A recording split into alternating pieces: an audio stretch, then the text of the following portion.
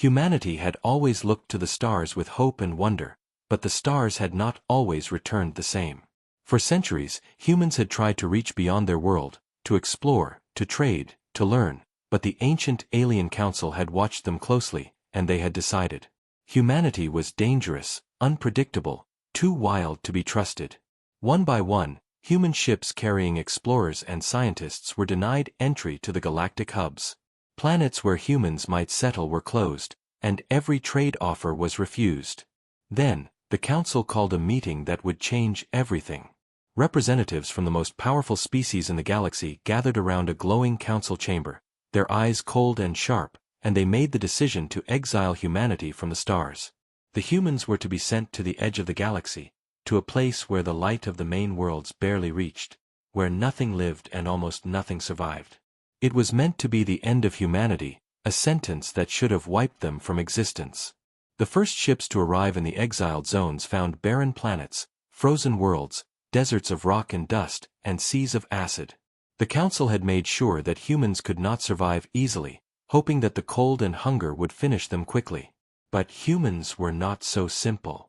They landed on these harsh worlds and looked around, not with despair but with determination. They did not have the technology of the aliens, not the fleets or shields, but they had something the council did not count on: willpower. People built shelters from scrap metal and rock. They learned to grow strange crops in acid soil, to catch water from frozen storms, to fight the winds that could tear a city apart in minutes. Every day was a test, every night a gamble. Many died, yes, but humanity survived, and each survival became a lesson, each hardship a story of defiance. The exiled humans learned quickly that they were alone. No friendly ships would come, no help would arrive. Only the stars looked down on them, cold and distant. They began to share stories of their old home, of the council, of the cities and oceans they had lost. These stories became more than memories, they became plans. Humans realized that survival alone was not enough. If they were to live, they must adapt, evolve, and find a way to make the galaxy notice them again. Children were born in these dark corners of space, and they grew up knowing only hardship, but also knowing that their parents had refused to die. These children became clever, learning how to make tools from nothing, how to repair ships with scraps, how to turn the emptiness of exile into opportunity. They dreamed not of revenge but of existence, and that was enough to make them unstoppable.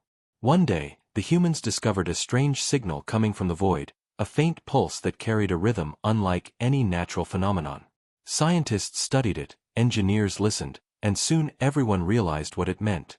Someone, or something, was coming. The signal was weak at first, almost lost in the background noise of space, but it was there, and it carried a warning. Humans had been forgotten, yes, but the universe had not entirely ignored them. The council had believed that humans were weak, that exile would erase them, but the signal told a different story. It whispered of curiosity, of danger, and of attention. Humanity could feel it in their bones.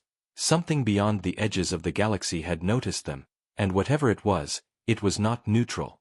Fear swept through the exiled colonies, but it was mixed with excitement. For the first time in generations, humans felt that the galaxy was watching again, that their actions mattered. The leaders of the colonies called meetings, and for hours, they debated. Should they hide? Should they prepare for war? Or should they simply wait and see? In the end, they decided on something that surprised even themselves. They would not cower. They would not run. They would learn, adapt, and face whatever was coming with human courage. Engineers began to improve old ships, to make them faster and stronger. Scientists studied alien signals and technology left behind in the exiled zones. Children trained in survival games that were more dangerous than any alien battlefield. And every night, when the cold winds howled outside, humans told each other one truth: they were still here, and they were not done. The council in the far reaches of the galaxy continued its business, unaware of how quickly humans were changing. They had expected frailty, not ingenuity. They had expected despair, not determination. Yet the first traces of human expansion had begun. A small light in a dark system, a new settlement rising from the ashes of exile, a ship prepared to leave the edge of known space. The stars had tried to punish humanity, to erase it from history, but humans had done what no one expected. They had survived. And now, the first whispers of rebellion against the exile began to stir. Somewhere in the void, something was watching, and humanity waited, ready, knowing that exile had been only the beginning of their story. Life on the Edgeworlds was harder than anything humanity had ever imagined. The planets they had been exiled to were cruel and unwelcoming. Storms raged across frozen plains, acid rains burned the soil, and winds could rip roofs from shelters in seconds. Humans were few and scattered, and every day was a fight to survive. Food was scarce, water even scarcer, and disease spread quickly in the cramped colonies. Yet humanity did not give up. They scavenged alien wrecks, tore apart old satellites, and reused materials that seemed useless. Every scrap of metal, every piece of cloth, every drop of water was valuable. Children learned to hunt strange creatures that lived in the shadows of barren landscapes. Adults worked long hours repairing broken machinery, tending alien crops that sometimes thrived, sometimes died. Nothing came easily, but humans were patient and stubborn, and patience had become their weapon. The elders often told stories of the council that had exiled them, stories of vast fleets and towering alien cities. These tales were not only warnings but lessons. Humans had been punished for being ambitious, for dreaming too much. But those same qualities were what kept them alive. Every settlement became a school of survival, every failure a teacher. People learned to anticipate storms before they arrived, to build shelters that could withstand acid rains, to create irrigation systems from frozen rivers. Humans discovered that the very challenges that seemed impossible were opportunities to grow stronger. Fear existed, yes, but it was always paired with action. They feared the storms, but they learned the wind's patterns. They feared hunger, but they learned to store and ration food. And slowly, the Edgeworlds began to feel less like prisons and more like classrooms, harsh and cruel, but filled with lessons for those willing to learn. Despite their struggles, humans kept their eyes on the stars. They listened for signals, watched for alien ships, and plotted escape routes in case the exiled zones became truly unlivable. Engineers experimented with old alien engines and broken communication arrays. Every failure brought a new understanding. Children who had grown up hearing stories of the council now played games that taught strategy and tactics. Adults trained in survival and combat, not for war, but to protect what they had built. Community became everything. Humans shared everything: food, shelter, knowledge, and hope. Alone, they might have perished, but together, they endured. Even the harshest winters could not break their spirit. Even the deadliest storms could not wash away their determination. One day, a small expedition discovered a hidden cavern beneath a frozen mountain. Inside, they found old alien relics, tools, and devices no human had ever seen. At first, the technology seemed useless, confusing, too advanced to understand. But humans were patient learners. They studied the devices, reverse-engineered their workings, and slowly, tiny by tiny, they began to make them work. The discoveries gave the colonies a spark of hope. With each functioning device, life became a little easier, food a little more plentiful, shelter a little safer. Humans were learning not only to survive but to thrive. And the more they learned, the more they realized that their exile was no longer a sentence. It was a challenge. They could meet it, and in doing so, they could become something greater than any council had imagined. Yet the universe remained indifferent to their struggle. Signals from distant stars were weak, faint echoes of civilizations far away. There was no help, no guidance, no mercy. Every day, humans faced the choice to endure or die. And they endured. They built faster ships from scavenged parts. They dug tunnels beneath the frozen ground to shelter from storms. They developed medicines from strange plants that grew only in harsh conditions. Slowly, humans began to change. They were no longer fragile exiles. They were adaptable, resourceful, and cunning. The hardships of exile had sharpened their minds, strengthened their bodies, and deepened their determination. One night, as the cold winds howled over a settlement built on jagged rock, the signal appeared again, stronger this time. A pulse of energy that humans could barely detect, but it carried a rhythm, a pattern that spoke of life far beyond their borders. Scientists studied it, engineers tinkered with arrays to amplify it, and slowly, the humans began to understand. They were no longer invisible. Someone or something in the galaxy had noticed them. A mixture of fear and excitement ran through the colonies. Humans had survived the storms, the hunger, the disease, the cold, but now, they faced a new test. They had survived the cruelty of nature. Could they survive the attention of the galaxy? In the following months, the colonies became a hive of activity. Humans trained their young in survival, engineering, and strategy. Expeditions were sent to map the harsh worlds and gather resources. Every discovery, every small victory, was celebrated. Humans no longer whispered about their exile with shame. They spoke of it with pride, as a story of endurance, of cleverness, of a will that refused to break. The exiled humans were beginning to realize something extraordinary. They were becoming more than survivors. They were becoming a force. And though the alien council had intended to end them, the very struggles meant to destroy humanity were shaping them into something stronger, sharper, and more determined than any being in the galaxy had expected. The edge worlds were still harsh, the storms still fierce, and the nights still long. But humans had learned to turn despair into strength, fear into action, and isolation into unity. Every hardship taught them a new skill, every loss made them wiser, every victory gave them hope. The struggle was far from over, but humanity had already proven something powerful. They could endure anything. And as they looked up at the distant stars, tiny lights flickering in the darkness, humans understood that exile was not the end. It was only the beginning. Humanity had survived the exile, but survival was no longer enough. The Edgeworlds had taught them lessons that no council, no alien power, could have imagined.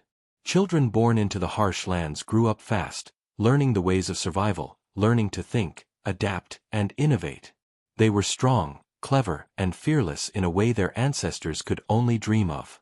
The elders, once weary from years of struggle, now saw potential beyond mere existence. They began teaching not just survival but invention.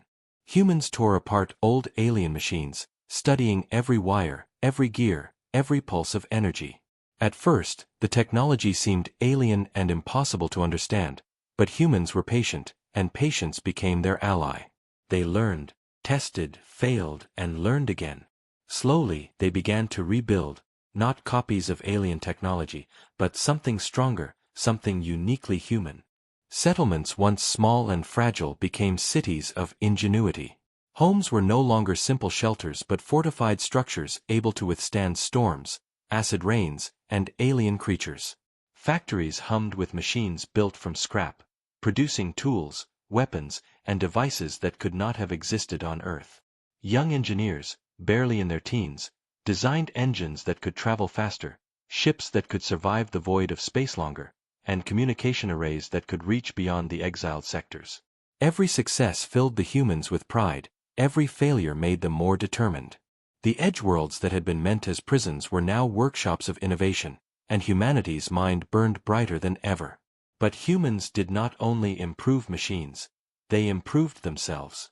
Training became more than survival drills, it became preparation for what they would face beyond the edge. Combat skills, strategy, and teamwork were taught alongside engineering and science. Humans learned to fight not with brute strength alone, but with clever tactics, using the environment, their knowledge, and their unpredictable nature to their advantage. They became faster thinkers, sharper strategists, and more adaptable than any alien species had imagined. The exiled humans were no longer the weak, fearful population the Council had expected. They were dangerous, not because of their technology alone, but because they had learned to use their minds as weapons. One day, a scouting expedition returned with news that sent a shiver through the colonies. They had discovered a crashed alien vessel, one that seemed untouched by time, buried in the ice of a distant planet. The ship's technology was far beyond anything humans had ever seen, yet even this did not intimidate them. Instead, it became a challenge, a puzzle to be solved. Scientists and engineers worked tirelessly, day and night, decoding the systems, learning the principles, and adapting them. Slowly, humans began to master alien energy sources, building power grids that could sustain entire cities. They designed weapons and defenses that were clever, precise, and deadly. Every new device, every new engine, every new ship was a step toward something greater than mere survival. It was the rise of fire, the spark of humanity's unstoppable drive. As humans expanded across the edgeworlds, they discovered new resources, hidden minerals, and strange plants that could power engines or heal wounds. They created trade routes between settlements, sharing knowledge, technology, and food. Communities once isolated began to connect, forming networks of strength and cooperation. Humans were no longer struggling in scattered colonies. They were building a society of innovation, of unity, and of relentless determination. And the more they learned, the bolder they became. Ships once used for exploration were now upgraded for speed and defense. Communications that once reached only nearby planets now stretched across the void, sending messages of discovery and defiance to the stars. Yet the alien council remained unaware of the true extent of humanity's rise.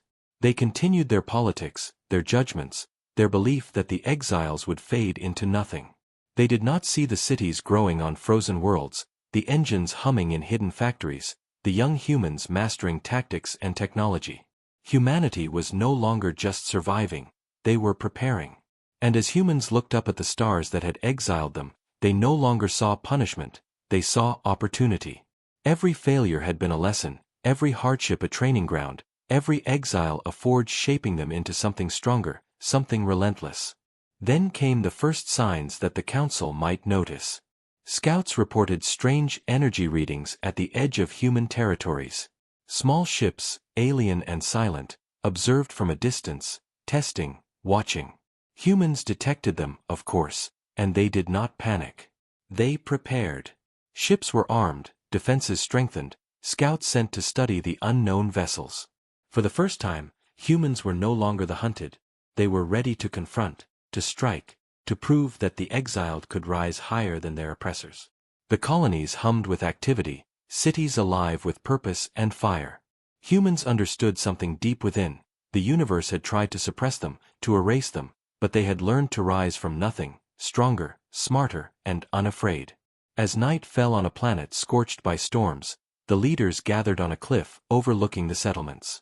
Lights flickered below, engines hummed in the distance, and children played with machines that could someday explore the stars. One elder spoke softly, his eyes reflecting the fires of human industry. We were meant to die. We were meant to vanish. But here we are. We have learned, we have built, we have become fire in the darkness. And soon, the stars will remember us. And in the silence of the cold winds and the vast emptiness beyond, humanity's rise had begun. They were no longer exiles. They were a force to be reckoned with, and the galaxy would soon see the fire they had forged from hardship, isolation, and unyielding will. The edgeworlds had begun to hum with life and energy, unlike anything the galaxy had ever imagined. Humanity had grown beyond mere survival. Cities rose from frozen plains and desert rocks, factories churned endlessly, and young minds designed engines and weapons that no alien species had expected.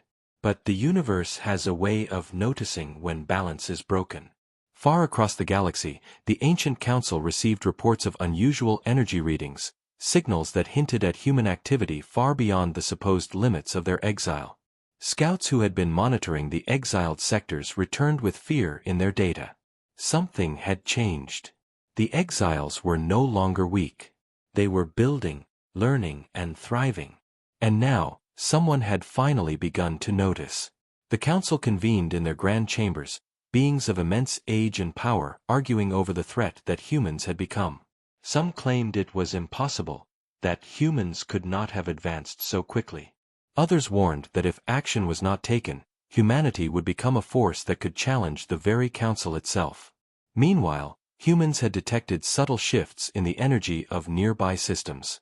Strange ships, cloaked and silent, had been observing human colonies. Scouts reported ships that appeared and vanished like shadows, and humans understood instinctively that these were not friendly visitors.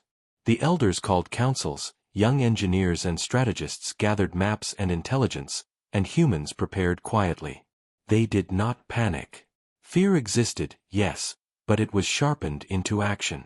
Defensive fleets were reinforced, communication lines secured, and settlements were organized into networks capable of supporting each other in case of attack. Every new discovery, every improvement in technology, was now paired with preparation. Humanity knew that the eyes of the galaxy were upon them, and they would not be caught unready. One day, an unusual transmission arrived at the central command of the largest human colony. It was not a direct message, but a series of coded warnings, signals that spoke of observation and caution. Humans listened carefully, analyzing patterns, deciphering meaning. The message was clear: the Council had noticed their growth, and they were concerned. Some humans felt anger rise within them, memories of exile fueling a desire for defiance. Others felt a cold awareness of the danger they now faced. The Council had assumed humans would vanish, but they had not. They had underestimated human resilience, ingenuity, and determination.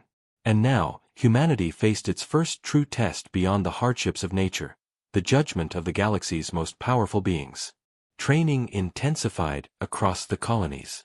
Young pilots flew through storm-racked skies, learning to maneuver in ways that no alien had expected. Engineers designed new engines, faster and more powerful than before. Scientists studied the cloaked scouts, learning their movement patterns, their weaknesses, and how to anticipate their actions. Humans practiced communication protocols and battle strategies, but all of this was done quietly, hidden from alien eyes. They did not want to provoke unnecessary conflict, but they would not be unprepared. They had survived exile, storms, hunger, and disease. They had learned to turn despair into strength. Now, they learned to turn vigilance into power. As the moons of the edgeworlds rose in the dark skies, the human fleet gathered in secret locations. Ships of all sizes, from small scouts to larger cruisers built from scavenged alien materials, waited for orders. Commanders discussed strategy, plotting courses that could outmaneuver even the most advanced alien fleets. Intelligence reports from distant scouts were shared, every anomaly analyzed and mapped. Children trained with simulation exercises that mirrored potential battles. Even in play, they learned tactics and timing, preparing for a galaxy that had cast them aside but could not ignore them any longer. Humanity had become cleverer, faster, and more unpredictable than any species in the Council had imagined. Then came the first clear sign that the Council might act. A fleet of alien ships appeared at the edge of human territory. They did not attack, but their presence was a message, a warning, a test, a statement that humanity's actions were no longer unnoticed. Humans observed silently from hidden outposts, tracking the ships, noting every maneuver, every pulse of energy, every signal. Strategists whispered to commanders, "They are testing us. They are afraid of what we have become." And fear, once sharp and paralyzing, had transformed into focus. Humans knew that the next steps they took would define their future. They were no longer just exiles. They were a civilization that had been forged in adversity, and adversity had taught them to act decisively, to prepare for threats beyond comprehension. Late at night, under a sky filled with distant stars and the faint glow of alien observation, the leaders gathered. They spoke quietly, not of revenge, but of survival and vision. "The Council thought we would vanish," one elder said, his voice steady despite the tension. "But they were wrong. We have learned to survive, to adapt and to build. Now we must learn to be ready. The warning has come. We cannot ignore it." Engineers, scientists, and strategists all nodded, understanding the magnitude of their work. Every ship repaired, every engine improved, every signal analyzed was preparation for the inevitable confrontation. Humanity was no longer hiding. They were growing stronger, wiser, and ready. As the alien fleet lingered at the edge of human space, the colonies of humanity did not tremble. They observed, they learned, and they prepared. For the first time since their exile, humans understood something deeply. Survival was no longer enough. The Council had given them a warning, and the exiles had transformed that warning into an opportunity. Humanity would rise, not just to endure, but to claim its place among the stars. And somewhere, deep in the cold darkness of exile, a spark of determination burned brighter than ever. The Council had issued the warning. Humanity had heard it. And the galaxy would soon see that the exiles had learned, and they were no longer weak. The day the alien fleet entered human space, the edgeworlds were silent, as if the planets themselves were holding their breath. Scouts reported the movement hours before the main fleet arrived, and humans prepared quietly but efficiently. Ships of all sizes moved into hidden orbits, engines humming softly beneath the frozen ground, ready for orders. The aliens did not signal or communicate, they simply appeared, massive and imposing, their hulls reflecting distant starlight, shadows against the black void. Humans watched carefully, analyzing their formation, their patterns, their weapons. For years, humanity had studied alien strategies, learned from their mistakes, and trained their young in anticipation of this moment. Now, it was time. Commands were given, ships aligned, weapons calibrated. The edgeworlds, once silent and desolate, were now alive with the tension of impending conflict. The first contact was not a battle, but a test. Alien scouts approached the colonies, small and fast, probing defenses, scanning signals, and watching human responses. Humans did not panic. Instead, they implemented strategies they had rehearsed countless times. Scouts were lured into ambushes, decoys led them into traps, and sensors detected their every move. Humans fired weapons not to destroy at first, but to measure, to learn, to prove they could respond with precision. The alien scouts were surprised. They had expected fear, hesitation, confusion. Instead, they found humans coordinated, patient, and cunning. Every countermeasure seemed natural, effortless, and frightening in its efficiency. The exiles had become something else entirely. Then the main fleet arrived, massive ships that cast shadows over planets and moons. They moved in perfect formations, weapons primed, shields up. The Council had assumed that humans would crumble in the face of such force, that centuries of exile would leave them weak and unprepared. They were wrong. Humans had spent decades studying alien technology, training their fleets, and building strategies from nothing. Every ship, every cannon, every crew member was ready. The first shots were fired, not in a wild frenzy, but with precision. Alien ships were hit at weak points humans had identified in the relics and wrecks they had studied for years. Shields flared and sparks flew, and for the first time, humans saw an alien ship falter. Confidence surged. Humans realized that their exile, their suffering, had forged them into masters of adaptation and ingenuity. The battle escalated quickly. Alien ships fired massive energy blasts, attempting to overwhelm human defenses.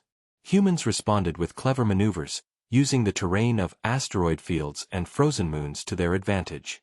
Some smaller human ships drew the aliens into narrow passages, where their size became a disadvantage. Engineers had rigged weapons with unexpected combinations of alien tech and human innovation, producing effects the Council could not have predicted. Every strike, every countermeasure, every tactic was a demonstration of human adaptability and intelligence.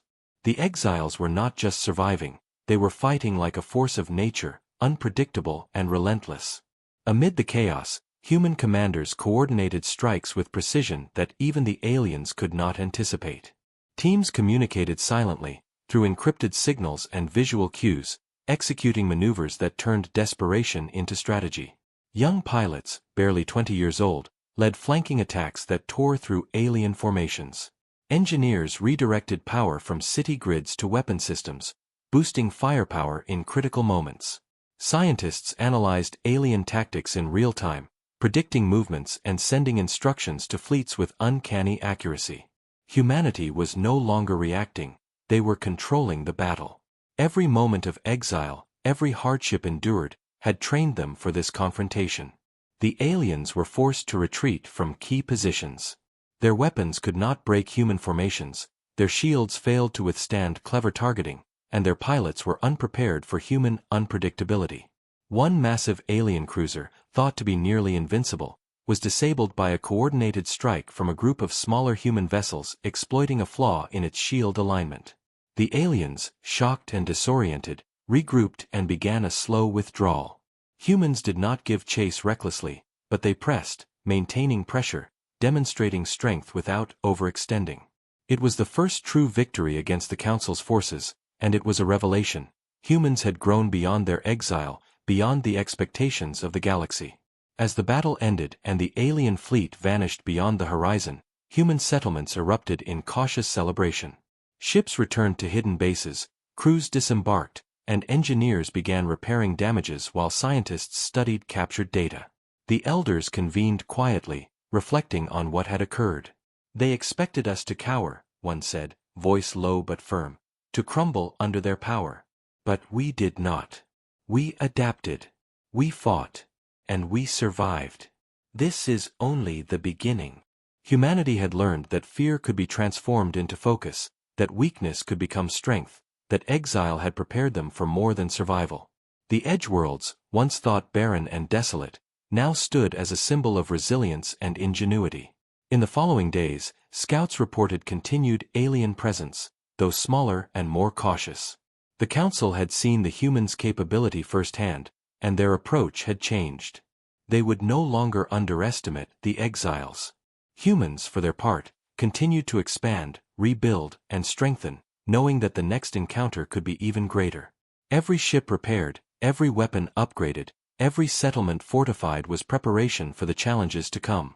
The first clash had proven a truth humans had always known in their hearts. They were stronger than anyone had believed, and their rise from exile was unstoppable. And as the Edgeworlds basked in the glow of fires and engines, humanity understood that they had become more than survivors. They were now a force the galaxy would have to reckon with. After the first clash with the Council's fleet, humanity no longer feared the stars. The Edgeworlds, once barren and silent, had become centers of industry, learning, and preparation. Ships moved between settlements, carrying supplies, engineers, and scouts. Cities had grown larger, stronger, and more organized, fortified against both nature and any alien attack. The humans had learned the value of strategy, not just in battle, but in every aspect of their society. Leaders of the colonies knew that hiding was no longer an option. The Council had seen their strength, and sooner or later, they would respond. Humanity could wait no longer. They would return to the galaxy, not as exiles, but as equals, ready to reclaim a place among the stars. The first step in their return was subtle. Scouts and small fleets traveled beyond the Edgeworlds, mapping trade routes, studying alien fleets, and gathering intelligence on Council planets. Humans observed without being observed, learning alien tactics, communication methods, and weaknesses. They discovered weaknesses in patrol patterns, gaps in sensor networks, and flaws in alien assumptions. These were small victories, but they were critical. The humans had learned that the galaxy was not invincible, that cleverness and determination could overcome even overwhelming odds. Every successful mission boosted morale, proving that exile had forged not just survivors, but skilled strategists, engineers, and warriors. As months passed, the colonies expanded further into uncharted space. New settlements were founded on planets once thought uninhabitable, resources harvested from asteroids, and ships designed to travel farther and faster than ever before. Humans had learned to combine old alien technology with their own ingenuity, creating ships that were stronger, more versatile, and unpredictable. Fleets of human ships, once small and scattered, now moved with coordination and precision. Every captain, pilot, and engineer understood their role. Every colony contributed to the effort, sharing technology, knowledge, and supplies. Humanity was no longer fractured and vulnerable. They were united, disciplined, and ready. Then came the signal. Not a whisper this time, but a broadcast sent across multiple systems. It was simple, clear, and impossible to ignore. We have returned. Humanity is here. The message traveled faster than any human ship, reaching planets that had once ignored their kind, alien races that had doubted them, and council worlds that had exiled them. The words were not a threat, but a declaration of existence, resilience, and purpose. Humans were no longer shadows on the edge of space. They were visible, present, and capable. The broadcast carried the voice of the council exiles, young and old, strong and unyielding, echoing a truth that no power in the galaxy could deny. Humanity had survived, adapted, and grown. The Council responded, of course. Beings of immense authority convened in chambers of light and crystal, debating the meaning of the broadcast. Some urged caution, fearing human retaliation. Others insisted on preemptive action, convinced that humans must be crushed before they grew stronger. But the reports from scouts painted a worrying picture. Humans were not only surviving, they were thriving, building fleets and fortifying worlds, and their tactics had evolved. The Council realized, too late, that exile had done the opposite of what they intended. It had created a civilization capable of defying their expectations, and soon, the galaxy would have to confront it. Meanwhile, humans continued their preparations. Training intensified, ships were upgraded with advanced weaponry, and colonies strengthened communication networks. Engineers experimented with energy systems and propulsion technology, scientists explored alien artifacts, and commanders refined fleet tactics. Every aspect of human society became part of a larger plan, to reclaim a place among the stars and ensure that no one could cast them aside again. Young pilots simulated battles against alien formations, learning to anticipate moves and strike with precision. Communities that had once been isolated now coordinated across light years, sharing resources, intelligence, and support. Humanity was no longer scattered, they were a network, a civilization united by purpose, experience, and survival. When the first human fleet emerged from the hidden reaches of the Edgeworlds, it was not small, nor timid. Ships of every size moved in formation, engines glowing against the darkness of space, weapons ready but restrained. The fleet carried not only soldiers and engineers, but scientists, diplomats, and explorers. Their message was clear: humans were no longer exiles, they had returned to claim a place among the stars. Alien patrols noticed the movements, but they underestimated the humans once more. Fleets moved in ways that were unexpected, leveraging clever maneuvers, decoys, and strategy learned from years of survival. The humans were not just returning, they were asserting their presence, their capability, and their right to exist. Back on the Edgeworlds, the Elders watched the fleet's departure with quiet pride. They knew the Council had noticed that alien forces would respond, but they also knew the truth. Humans had survived exile, fought against impossible odds, and emerged stronger than any Council member could have imagined. The Edgeworlds, once symbols of punishment, had become the cradle of human power. And as the fleet disappeared into the stars, carrying the hopes, dreams, and determination of all humanity, the exiles understood something profound: the galaxy would never forget them again. Humanity had returned, not as beggars or victims, but as a civilization forged by adversity, ready to claim its destiny among the stars. The galaxy waited, unaware of the storm approaching from the Edgeworlds. Humanity had returned, and every step they took was deliberate, measured, and powerful. Fleets moved through space with precision, scouts reporting every alien movement, every Council patrol, every vulnerable point. Humans were no longer exiles, they were a civilization forged by hardship, by fire, by isolation, and by unyielding determination. They had survived storms, hunger, disease, and alien judgment, and now the culmination of centuries of struggle was at hand. Every pilot, every engineer, every scientist, every child who had learned to adapt and innovate contributed to a force that the galaxy could no longer ignore. Humanity had risen, and the Council would soon face what they had created. As the first human fleet approached Council territory, alien observers scrambled to understand what they were witnessing. Ships moved in unexpected formations, utilizing tactics no Council strategist had imagined. Smaller vessels coordinated with larger cruisers, creating patterns of attack and defense that were fluid, adaptive, and deadly. Weapons combined human ingenuity with scavenged alien technology, producing effects that were both powerful and unpredictable. The Council realized with alarm that these were not the same beings they had exiled. The exiles had learned, adapted, and become something more than any of them had expected. Humanity had transformed exile into opportunity, weakness into strength, and survival into mastery. On the bridge of the lead human cruiser, the fleet commander observed the approaching Council world with calm determination. Every sensor was active, every crew member ready. The Council had sent messages, warnings, and threats, but humanity did not flinch. They were not here to negotiate, they were here to assert their place among the stars. The young pilots, many of whom had grown up on harsh exiled worlds, manned their stations with focus and courage. Engineers monitored engines and shields, ensuring optimal performance. Scientists relayed data about alien formations and energy patterns, predicting movements before they occurred. Humanity had learned to turn intelligence into strategy, strategy into action, and action into inevitability. When the Council's fleet attempted to intercept, they were met with precision strikes and clever maneuvers. Alien ships were caught in ambushes, outflanked, and outthought. Human pilots used tactics that emphasized adaptability, using terrain, hidden paths through asteroid fields, and unpredictable timing. The Council's forces, confident in their superiority, found themselves frustrated, confused, and slowly pushed back. The exiles had become masters of the unexpected. Every move of the humans was deliberate, every strike carefully calculated. Victory was not chaotic. It was the result of preparation, ingenuity, and centuries of experience surviving against impossible odds.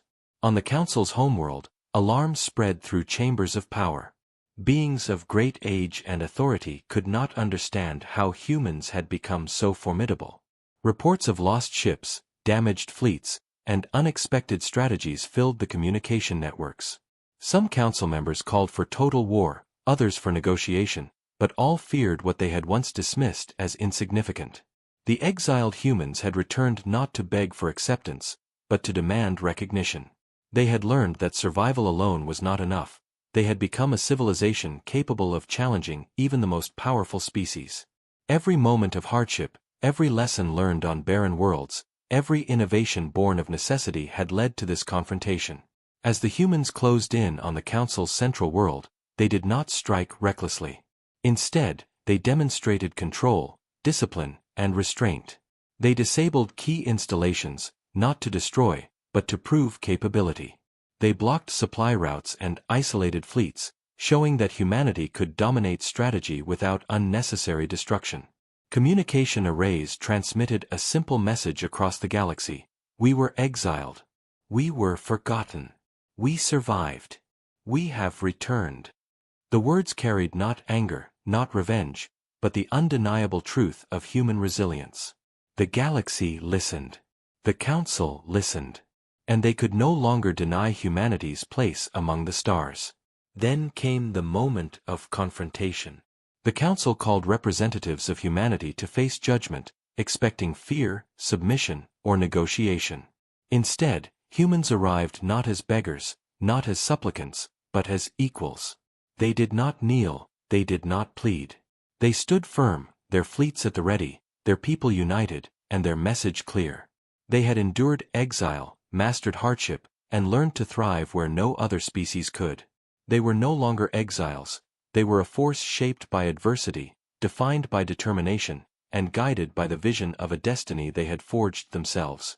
The Council had no choice but to acknowledge reality. Humans were no longer weak, no longer subservient, no longer invisible. They were a civilization born from exile, honed by struggle, and tempered in fire. With calm dignity, the human leaders declared that they would participate in the galaxy not as outcasts, but as equals, their place earned through endurance, intelligence, and courage. The Council, for all their power, recognized that humanity's exile had not destroyed them. It had created something far greater than anyone had imagined. As humans returned to their edge worlds, now fully connected and empowered, the galaxy watched in awe. Cities glowed with light, fleets moved with precision, and young minds dreamed freely of the stars. Humanity had claimed its destiny, not through conquest alone, but through resilience, ingenuity, and an unbreakable will. The edgeworlds that had been meant to punish them were now the cradle of a civilization that could not be ignored. Humanity had survived exile, defeated fear, and mastered the challenges of the galaxy. And as the stars stretched endlessly above, the words echoed through human colonies and alien worlds alike: exiled by the stars, but never broken. Humanity has forged its own destiny.